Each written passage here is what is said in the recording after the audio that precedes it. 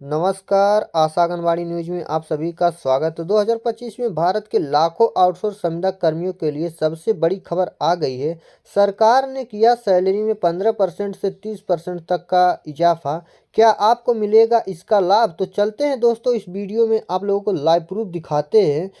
तो यहाँ पर आप लोग देख सकते हैं दोस्तों, आउटसोर्सिंग का चलन भारत में तेज़ी से बढ़ रहा है। सरकारी और निजी क्षेत्र में कंपनियां अपने काम को आउटसोर्सिंग के माध्यम से पूरा कर रही है। इस प्रक्रिया में कर्मचारी किसी भी एजेंसी या ठेकेदार के माध्यम से काम पर रखे जाते हैं। हालांकि ऐसे कर्मचारियों को अक्सर कम वेतन और नौकरी की असुरक्षा जैसी समस्याओं का सामना करना पड़ता है।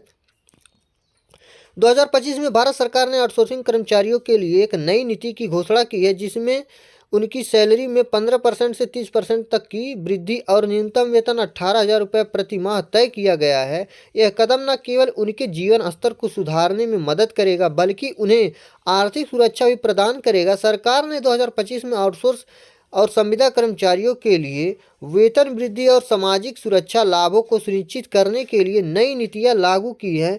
इस नीति के तहत न्यूनतम वेतन 18,000 रुपये प्रति माह, वेतन वृद्धि 15% से 30% तक जो अनुभव और प्रदर्शन पर आधारित होगी। समय पर भुगतान, हर महीने की 7 तारीख तक वेतन देना अनिवार्य होगा।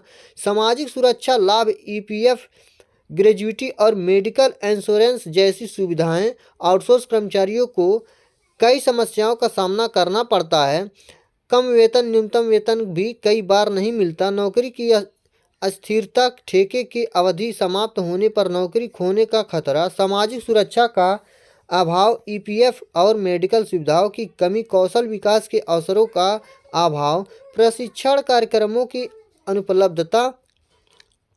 इस नीति का मुख्य उद्देश्य निम्नलिखित है: आर्थिक सुरक्षा प्रदान करना, शोषण रोकना और समान वेतन सुनिश्चित करना, कर्मचारियों के जीवन स्तर में सुधार लाना। इन नीति से कई फायदे होंगे। आर्थिक स्थिरता, 18,000 रुपये न्यूनतम वेतन से कर्मचारियों को आर्थिक राहत मिलेगी। सामाजिक सुरक्षा, ईपीएफ और मेडिकल इंश्योरेंस जैसी सुविधाएं मिलेंगी। कर्मचारियों की संतुष्टि, अधिक वेतन मिलने से कर्मचारी बेहतर प्रदर्शन करेंगे। देश की अर्थव्यवस्था को फायदा, आय बढ़ाने से खर्च भी बढ़ेगा, जिससे अर्थव्यवस्था को बल मिलेगा। हालांकि यह कदम सकारात्मक है, लेकिन इसके साथ ही कुछ चुनौतियां भी हो सकती हैं। कंपनियां पर वित्तीय दबाव, छोटी कंपनियां बढ़े हुए वेतन को वहन करने में कठिनाई महसूस कर सकती हैं। नौकरी कटौती का खतरा, लागत बचाने के लिए कुछ कंपनियां नौकरियां कम कर सकती हैं। अवैध प्रथाओं का डर, कुछ कंपनियां नियमों को दरकिनार कर सकती हैं। सरकार ने केवल वेतन वृद्धि ही नहीं की, बल्कि अन्य कदम भी उठाए हैं। ईएसआईसी और पीएफ सुविधा, सभी आउटसोर्सिंग कर्मचारियों को इन सुविधाओं का लाभ मिलेगा। कार्यस्थल पर सुरक्षा उपाय, कार्यस्थल पर स्वास्थ्य और सुरक्षा संबंधित उपाय सख्ती से लागू किए जाने। कॉन्ट्रैक्ट रिन्यूअल प्रक्रिया में पारदर्शिता, कॉन्ट्रैक्ट रिन्यूअल प्रक्रिया को सरल बनाया जाएगा। सरकार ने स्पष्ट कहा है कि आउटसोर्स कर्मचारियों को न्यूनतम 18,000 प्रति माह सैलरी देना अनिवार्य होगा। इसके अलावा समय पर भुगतान सुनिश्चित करने के लिए कंपनियों पर जुर्माने के प्रावधान किया है। 3 साल तक सेवा देने वाले कर्मचारियों को अस्थायी पदों पर नियुक्ति दी जाएगी। 2025 में लागू हुई नई नीति लाखों आउटसोर्सिंग कर्मचारियों के जीवन में बड़ा बदलाव लाने वाली है।